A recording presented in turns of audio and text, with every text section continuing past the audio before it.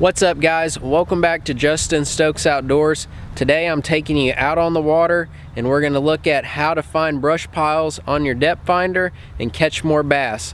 Hope you guys enjoy. Alright guys, so whenever I'm graphing looking for these brush piles, the setup I like to have, so I've got two 9-inch Humminbirds.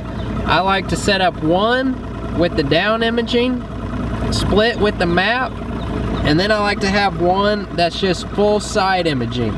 That way I can see a long ways out beside the boat. It's not all cramped up in there. And I also like to split my screen. Usually, like, the default I think is like a 50-50 split. I always like to shift mine over just a little bit because I don't need to see half the page of my map. I can see plenty with just that smaller side, and I can get more on my down imaging. If you only have one screen, you can do it. If I just had one screen, the setup I would go with would be this same setup here, but instead of the down imaging, I'd have the side imaging. So I'd have a small map and my side imaging. It's important to have your map because when you're looking for these brush piles, you need to be able to follow your contour lines and your points and things like that. And then your side imaging is going to allow you to see way out there what's beside you. Down imaging is only going to allow you to see what's directly below you. So if you only got one unit, set it up with the split map and the split side imaging. And then once you find something on your graph, if you want to go back and look at it, then you can flip over to another page with down imaging and get that view. But if you've got two graphs, this is the way I like it set up. So we're gonna go out here and I'm gonna show you this point real quick that we're gonna go graph. So when I'm looking for brush piles and stuff where you can see all your contour lines where it comes out and you got a flat spot here on this point, that's a good spot to look for fish. Then another spot is when it drops off. You've got those drops there on the tight contour lines. Anytime you got tight contour lines, a good place to look. Then we got another flat spot out here that looks pretty good. And then also along this edge right here would be another good spot, how that little creek channel or whatever, little drain cuts up close to the bank. Anywhere where the contour lines get close to the bank or it drops off on the end of the point, those are going to be the key spots that you're going to want to look. So we're going to go ahead and graph around these contour lines here, out onto the end of this point, back up around here, and we're going to look for some brush. So you can see we're coming up on a couple waypoints I already marked.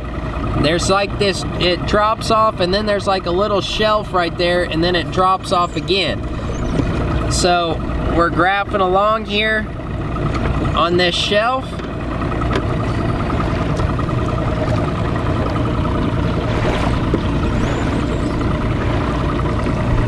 Then we're just watching our side imaging.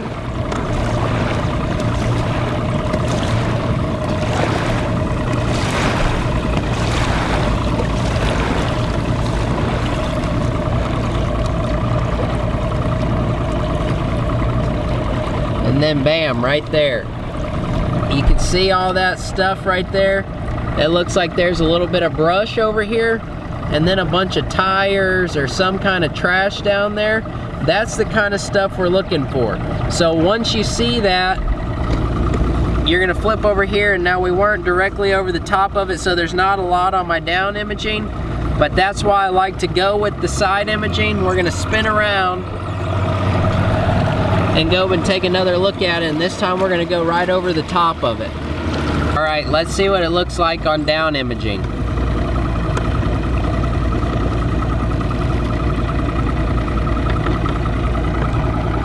So there you can see the stuff sticking up. Whatever it is, there's a little bit of brush right there we just went over. And if you look over here on the side imaging, you can see some fish out here on the side. It looks like maybe some crappie or some fish suspended in that brush right there. All right, so now we're coming around the other side of this point where I was telling you, you know, follow these contour lines right here.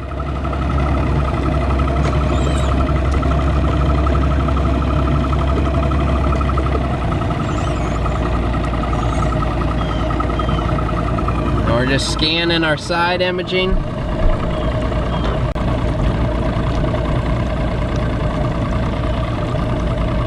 And there we go right there.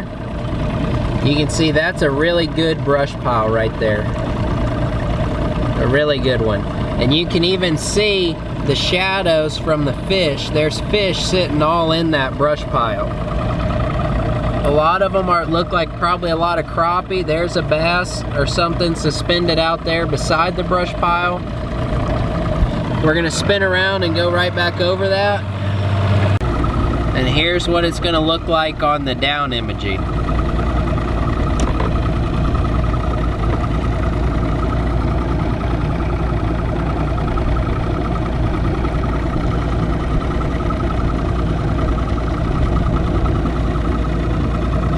You can see that brush all right in there. That's what it looks like on the down imaging.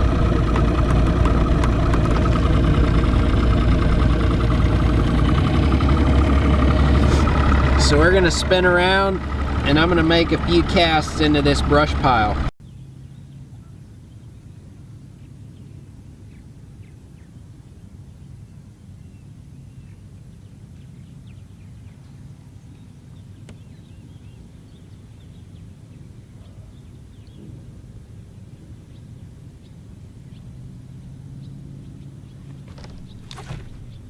He is. Feels like a decent one. He's okay.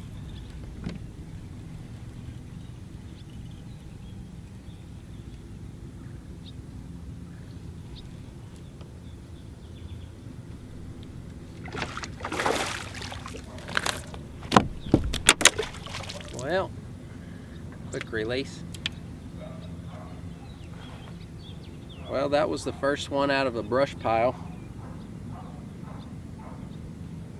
that we just found here on this side of this point.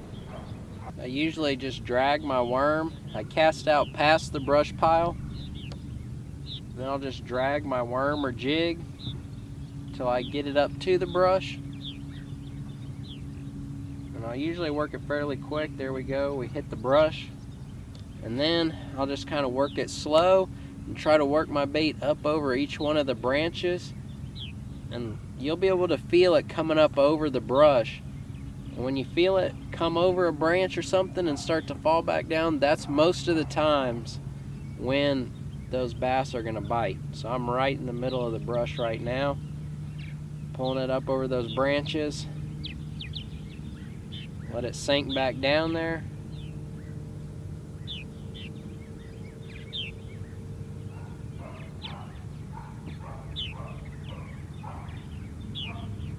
Alright guys, so graphing the points and the contour lines like I just showed you, that's one of the great ways to find brush piles on your lake. But I'm going to show you another way that's probably a little bit easier if you're just starting out, if you're new with your electronics and you're trying to figure it all out. This is going to be an easier way to quickly find brush piles, and then you'll get an idea of what they look like on your graph. So that you can go duplicate that out on the points. So if you're on a lake that has a lot of boat docks on it, like houses and people with their boat docks out in the water, a great way is I just graph. You can set on your graph how far out you want to graph to each side. I set it out there about 60 feet, and then I'll go about 40 feet off the end of the docks just at an idle speed, and I'll go down the end of the docks all the way around the creek and just look for brush under the docks. A lot of people will sink brush around their docks so that they can fish for crappie and stuff like that just right from their dock. So that's a great place to start looking. It's a great place to find brush, and it's a great place to catch big bass. So we're gonna graph down this bank. We got a lot of boat docks, and we're gonna see if we can find some brush. All right, so as you can see, we just got boat docks lining the bank here. We're just gonna start over here, and we're just gonna graph our way down, all the way down around there, all the way back in that little pocket back there, and then come out around that point. And we're just gonna be looking for brush underneath these docks. All right, so we're coming up along the first dock. If you see all these white spots here, that's the posts on the docks, and the shadows are the columns coming up. So you can see there's nothing on there. We're coming through, and then right there we're starting to see some trash and stuff like that. There's another dock there. There's some brush right here. And that's the kind of stuff that you're gonna look for. Here we got some more brush right here. There's actually a few fish in it. You can see some more brush right here. And we're just over here, right off the end of these docks here, just searching for brush piles. Well guys, I hope you enjoyed this brush pile fishing video.